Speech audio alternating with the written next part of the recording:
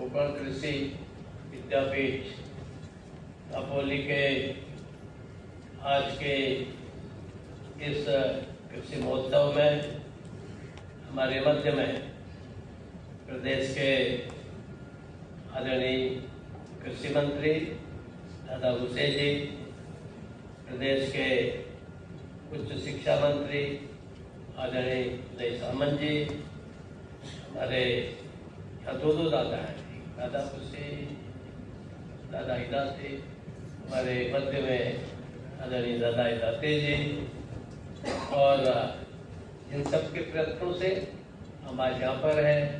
ऐसे यहाँ के कुलगुरु डॉक्टर संजय सामंत जी,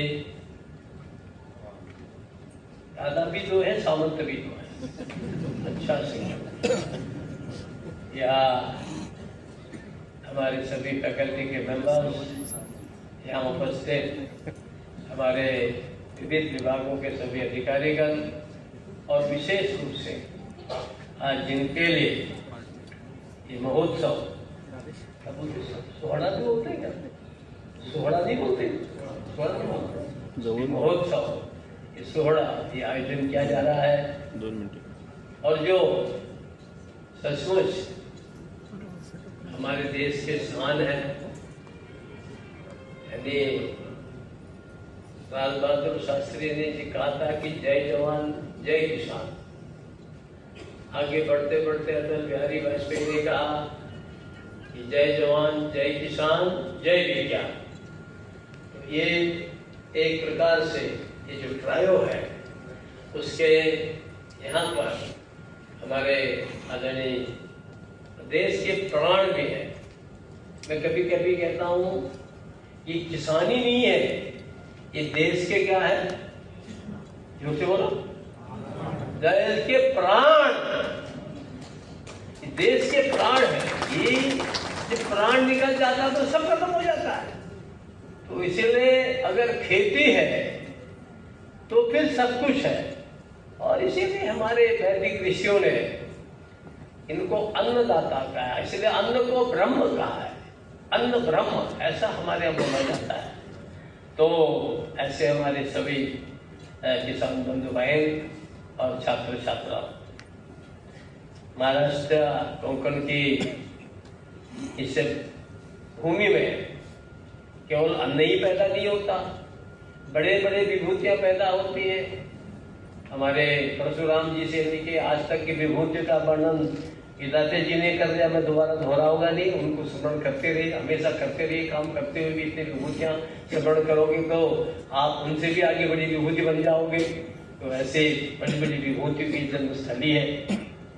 और मैं जब से यहाँ महाराष्ट्र में आया, मुझे कोंकण में भी आने के मौके मिले। यद्यपि उदय जी के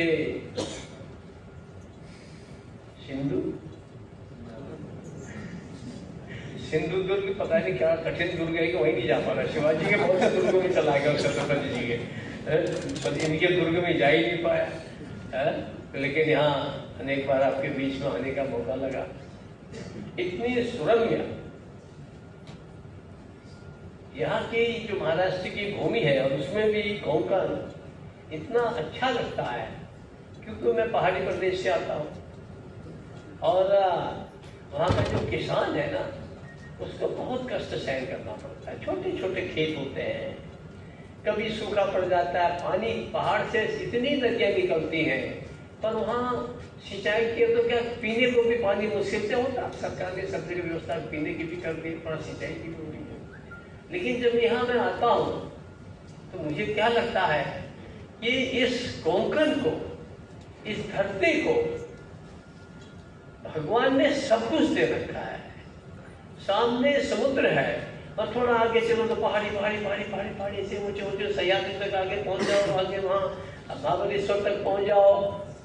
इतना सुंदर समुद्र भी और पहाड़ भी, इतना सुंदर ये प्रदेश है, इतना सुंदर इलाका है। और इस इलाके में जब मुझे पता लगा कि यहाँ हापुस बहुत पैदा होता है, तो अभी मेरे को यहाँ के सांसद, यहाँ के वहाँ के विनय रावत, वहाँ के तो उधर के हैं, वो हर साल मुझे दिल्ली में भी हापुस लाते थे, यहाँ भी हापुस देके जाते हैं, तो बड़ा प्रसिद्ध है। अब इतना सुंदर इलाका और सब कुछ, अभी फिशरीज की बात हो रही थी, कितनी चीजें हैं यहाँ। लेकिन जो मुझे लगता है, आज आप मेले में आए हैं और कितना 7 दिन चलेगा, 3 दिन चलेगा, 4 दिन, अभी 4 दिन चलेगा और इस 4 दिन में आप लोग कुछ नई चीज सीख करके जाए। आप तो अच्छा काम करते करते हैं। मुझे बहुत बार मैं आपके वैज्ञानिकों से कहता हूं कि भैया तुम इनको सिखा रहे हो, प्रैक्टिकली वहां जाओ तो उल्टा तुम इनसे भी सीख सकते हो, उल्टा सीख सकते हो। मेरे चाचा जी, मेरे पिताजी भी दर्शन करना चाहते थे, चाचा पटवारी भी थे, पर मेरे जो एक चाचा थे वो पढ़े ही नहीं थे, लेकिन वो इतनी सुंदर फल सब्जी उत्पादन करते थे, सारी इलाके में उनकी फल सब्जी जाती थी। तो एक बार हमारे घर में नीचे जहां वो रहते थे, वहां आलू के जो पटाटा क्या बोलते हैं आलू पटाटा, उसके पौधे भी सूखने लगे। हम लोग बैठे थे गाँव के बड़े, तब मैं छोटा था, तो मेरे चाचा जी आए, बोले नहीं इसको खोदो, बोले इसके फला फला तले पर ये वाला कीड़ा होगा, और खोदा तो उसमें वही कीड़ा निकला। तो आप ये बताइए कि जो प्रैक्टिकली करता है, व्यवहार करता है, मैं आपसे केवल इतना ही नहीं कह रहा हूं कि जो ये लोग यहाँ सिखा रहे हैं, इन्होंने इन्वेंशन किया है, खोज की है, उसका उपयोग करें, उसका तो करिए, परंतु कभी कभी जो आपके अनुभव में आता है वो कभी कभी इनको भी सिखाओगे यहाँ के प्रोफेसरों को, तो आपको बहुत लाभ मिलेगा, क्योंकि आपको प्रैक्टिकल अनुभव है। मुझे ध्यान आता कि एक बार एक बड़ा प्रोफेसर था, किस्सा बताते हैं लोग, अपनी किताबें लेके जा रहा था, नदी से पार कर रहा था, उसने पूछा नाविक से, यहाँ नाव बहुत चलते आप जानते हैं, प्रोफेसर ने पूछा अरे कितने पढ़े हो, ये पढ़ा है, ये पढ़ा है, उसने कहा साहब मैंने ये कुछ भी नहीं पढ़ा है। तो उसने कहा तुम तो बुरा आदमी हो, तुमको कुछ पढ़ाई क्यों नहीं तुमने। थोड़ी देर में बाढ़ आई, जैसे यहाँ तूफान आता है, बड़े बड़े साइक्लोन आते हैं, ऐसे तूफान आ गया। तो किसान ने कहा प्रोफेसर साहब तैरना जानते हो? नहीं जानते। तो मैं इसलिए कह रहा हूं कि हमारे यहाँ के अधिकारी गण भी हैं और प्रोफेसर से भी हैं, आपके पास व्यवहारिक ज्ञान है, आपका ज्ञान, और इस विश्वविद्यालय या अन्य विश्वविद्यालय, अन्य विद्यापीठ जितने भी है, बहुत अच्छा काम हो रहा है दादा आपके, है ना, आपके बहुत, मैं भी गया हूँ, आप भी गए सब विश्वविद्यालयों में, बहुत अच्छा काम कर रहा है। काफी हमारे सर के यहाँ पर विजय साहब भी दूसरे विश्वविद्यालय के पीठ के अच्छा काम हो रहा है, परंतु हम कैसे मैक्सिमम अधिकतम लाभ उठाए, इसके लिए मैंने कहा कि हमारे बीच में इस प्रकार का सामंजस्य होना चाहिए। तो उस सामंजस्य में मुझे लगता है कि हम सब लोग एक प्रकार से नई सोच के साथ चलेंगे। तो मुझे क्या लगता है कि अभी हमारे दादा कह रहे थे वजीर साहब, क्या बिखेरते पिकेट, सही है, बिखेरते पिकेट, बिखेरते पिकेट, बिखेरते पिकेट है यार, वही तो कहता हूँ, बिखेरते पिकेट। तो ऐसा ही कुछ भी ढूंढिए कि विज्ञान से किसान, किसान से विज्ञान, कुछ ऐसा ढूंढो कि किसान और विज्ञान का ये सामंजस्य कैसे हो। और इसके लिए थोड़ा प्रयत्न करना पड़ेगा कि मुझे बाहर बहुत चीजें इन्होंने नई नई खोज करके अच्छी चीजें दिखा रखी हैं। अब आपसे मैं इतने निवेदन करता हूं कि आप 4 दिन पर यहाँ बहस करो, सीखो, एक दूसरे को बोलो, अपनी समस्याओं को बोलो, क्या समस्याएं हैं, उनका क्या समाधान हो सकता है। और जहां तक है केंद्र सरकार भी, प्रदेश सरकार भी, कोई अपनी ओर से कमी नहीं करते, जितने उनके साधन है, क्योंकि चाहे केंद्र हो चाहे प्रदेश हो, हर एक सरकार की सीमा है। लेकिन केंद्र सरकार, प्रदेश सरकार ये पहली बार किसानों को बहुत महत्व दे रहे हैं। और हमारे उदय जी तो भले शिक्षा मंत्री हैं, परंतु वो कृषि शिक्षा के लिए भी कुछ न कुछ करने को तैयार बैठे रहते हैं। अभी आपके सामने बहुत चीजें बोल रहे थे, मंत्री जी भी बोल रहे थे, परंतु करना किसको है? करना सब हम किसानों ने है। ये खोज करते हैं, इनका तो काम है, इनको सरकार से हमको सब पैसा मिलता है, फला यूनिवर्सिटी से पैसा मिलता है, फला करना है, यार सपोर्ट टू डू इट, इसीलिए किसी में है। परंतु हम सब लोग, क्योंकि सारा बोझ तो हम ढोते हैं, सारा काम तो हम करते हैं। मैं यहाँ रास्ते में कभी कभी देखता हूँ तो मैं देखता हूँ कि अभी मेरे साथ ये मेरा एडीसी है, बिहार का है।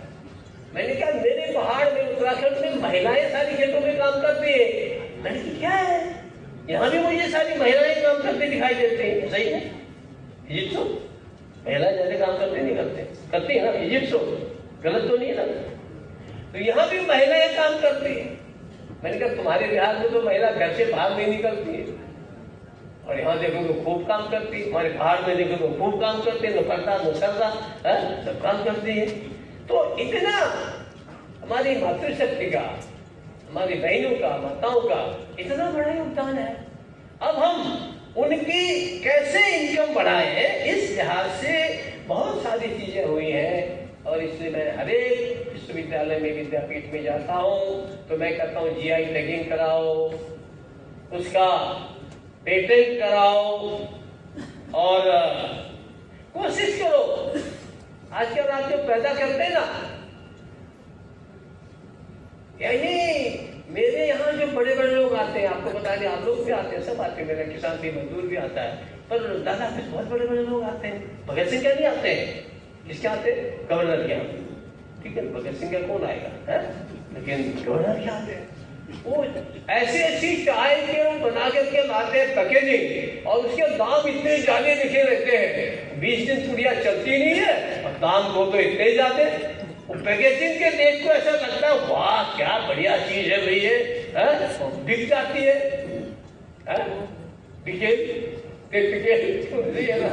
तो हम लोग अपना जो उत्पादन कर रहे हैं, अभी मुझे यूनिवर्सिटी के समय बाहर दिखा रहे थे दर्शनी में, हम ये सब कैसे कर सकते हैं? ये आज का युग जो है, ये आप कितना अच्छा पैदा करते तो पहला लक्षण आपको किसान बहुत अच्छा। आपने उस जमाना मेरे जैसे बुड्ढों ने देखा कि जब खाना नहीं मिलता था हिंदुस्तान में, बाहर से आता था। अब तो आप लोगों की कृपा से, सरकार के सहयोग से देश संपन्न है, बाहर हम लोग अनाज दे रहे हैं, सब कुछ दे रहे हैं। लेकिन हम उसको कैसे अनाज बना सकते हैं, और उसके लिए इनके विज्ञान की जरूरत है। और उस विज्ञान में आप लोग आपस में ऐसे सम्मेलनों के द्वारा सहयोग लीजिए, जिससे हम लोगों का जो भी माल है वो अच्छा बिके।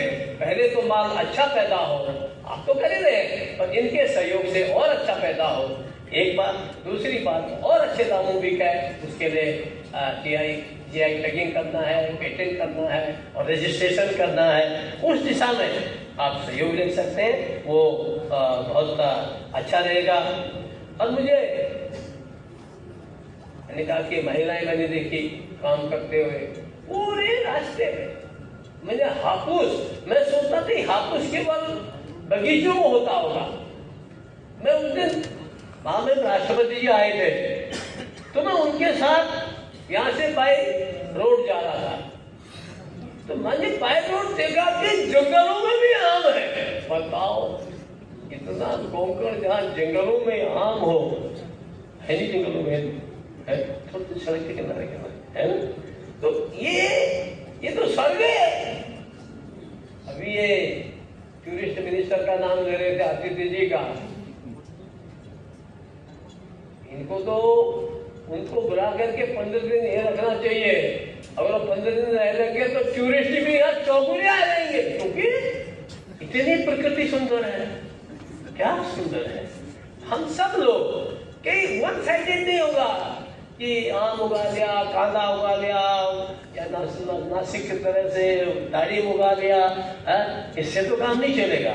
इसलिए मल्टीकल्चर, उसमें से कैसे करना। आजकल आप देखते हैं ना, पहले हमारे यहाँ हरित क्रांति चली, सूखे के बाद ये 1966 के बाद चला ये सब। चरण सिंह ने बड़ा आवाज लगाई, पंजाब राव देशमुख ने बड़ी आवाज लगाई। आप लोग को बहुत कम उम्र के ज्यादातर लोग देश में 15 का पहला यूनिवर्सिटी खुली, तो उसके कारण से हरित क्रांति आ गई। वहां हमारे गुजरात में कोरियन ने इतना अमूल दूध और ये सब शुरू किया, श्वेत क्रांति आ गई। अब हमारे प्रधानमंत्री मोदी जी कह रहे हैं भाई ब्लू क्रांति लाओ। अब ब्लू क्रांति में पहाड़ पे थोड़ी लाऊंगा, आप समुद्र के किनारे हैं, आप ही ने हरित क्रांति भी, तो ब्लू क्रांति भी और श्वेत क्रांति भी। उसके लिए सबसे भाग्यशाली आप लोग हैं, सबसे भाग्यशाली आप, तीनों क्रांति एक साथ। इतना सुंदर है। आपके पास कहाँ मराठवाड़ा में ऐसा है, कहाँ विदर्भ में ऐसा है, स्वर्ग है उदय जी। इसको और स्वर्ग बनाओ, मंत्री फिर बड़ा मंत्री फिर मुख्यमंत्री, ये इस बात की बात है? ये कैसे ये और अच्छा बने? दादा लगे रहते हैं उदय साहब हमारे, बहुत समर्पित है दादा, है ना? कैसे इसको बना सकते हैं? ऐसे विविध एंगल से अगर आप लोग बात सोचेंगे तो मुझे लगता है कि फिर हम लोग निश्चित रूप से कुछ न कुछ नया करेंगे। और इतना ही कहूँगा कि थोड़ा बाजार में आजकल देश के विदेश के अंदर, अभी पिछले जो यहीं के पूना के हिंगमरे हैं प्रोफेसर, मेरे किसानों को लाए थे जलगांव के और कहाँ के पूना के, उस सब कहने लगे कि साहब हमने इनका जीआई टैगिंग किया तो हमको चौगुने दाम मिल रहे हैं, हमारा केला जो है सीधे इंग्लैंड जा रहा है, हमारा दाम अच्छे बढ़ गए। तो ये तो स्वर्ग है भाई, यहाँ और अच्छा करो तो यहाँ से उनके दुगने दाम मिलेंगे, आपको चौगुने दाम मिलेंगे। तो उस लिहाज से मिस्टर वीसी, आप लोगों को कुछ और कोशिश करनी चाहिए कि उस लिहाज से हम लोग क्या कर सकते हैं कि ऑर्गेनिक उसमें जीआई टैगिंग करके प्लान करके और लेटेस्ट। अंत में एक बात कर लूँगा, मुझे जल्दी है, इससे ज़्यादा बोलूँगा कि वैसे सब हमारे दोनों मंत्रियों ने काफ़ी चीज़ें बता दी हैं और आगे हम लोग चर्चा करेंगे, मैं ज़्यादा नहीं बोलूँगा। लेकिन एक चीज़ और, जैसे ऑर्गेनिक है ऐसे ही हमारा एक नई पद्धति निकले है प्राकृतिक। अभी सब लोग मुझे वहाँ दिखा रहे थे, तो मैंने उन लोगों से पूछा कि धान तुमने उगा रखे हैं, चावल उगा रखे हैं, ये सब कर रखा है, परंतु जो चावल का स्टबल है जिसको हम लोग वहाँ पराली कहते हैं, क्या कहते हैं? चावल काटने के बाद जो नीचे घास के बच्चे रहते हैं,